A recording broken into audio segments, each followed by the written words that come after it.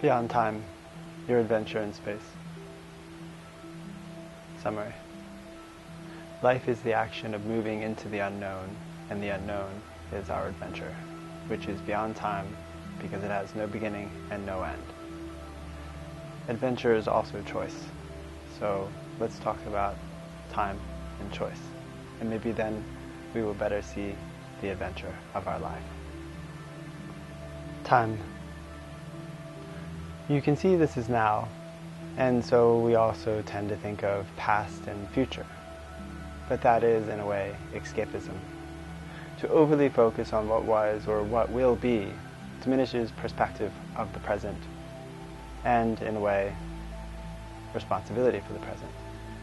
If instead you say that past is now, and that future is now, then all is now, and all is very real. Everything that ever was has created this now. And everything that will ever be is also contained in this now. And so, all is now. You might be thinking, well, if there's only now, then I can do whatever I want without care. By this thinking, you could enjoy any negative action without consequence. But if tomorrow is now, then there's a real problem. To lie, or to steal, or to harm. There's a difference here between only now and all now. And it is perspective that will change your life. Space. When we talk about time, it's important to see that we are also talking about space, because space is time and time is space. They are actually the same thing. They are born together, altered in the same quantity, and removed just the same. Without time, there is no space. Without space, there is no time. Try it and you'll see. If you're running short on time, give yourself space, and then you'll have time. If you're running tight on space, give yourself time, and then you'll have space. Why is it that some people have no time? Is it not because they have so many items on their to-do list that there's no space for more?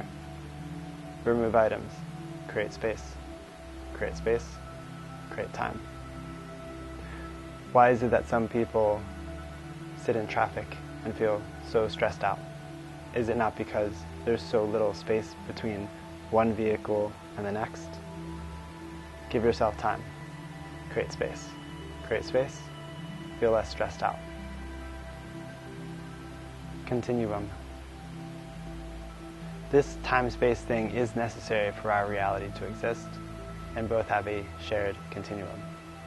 So if you say that was past and this is now and it will be future, then you detach from the continuum by making now a separate place.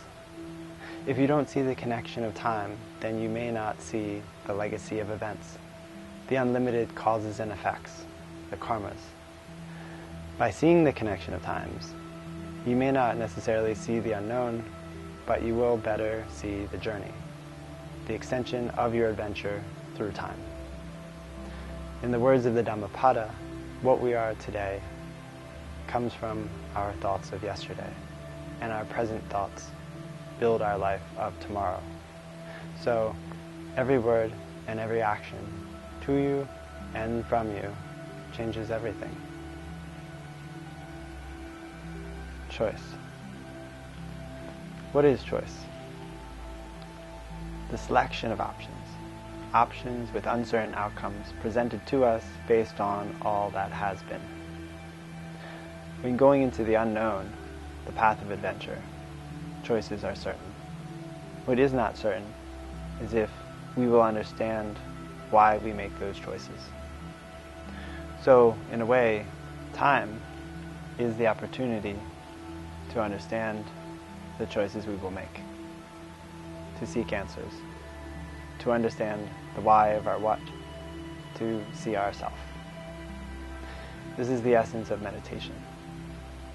We make choices today based upon choices of yesterday, which will lead to more choices tomorrow. So again, all is now. All the past choices and all the future choices are right now, right here with us. Conclusion. So what's the point? What's the real question? The question is, can you see your adventure beyond time? Or are you stuck, caught in an inescapable chain of events because time is made discontinuous, made finite, limited? Inside the cycle of the known, there's disconnection from our creative purpose. Meditative inquiry and various forms of yoga can be used to reconnect with this continuum and with adventure. Use meditation to see the path and to clear the path. And in this way, we can be here as our greatest divinity, beyond time, with the adventure in space. This is our greatest opportunity. All is now, and here we are. Satnam.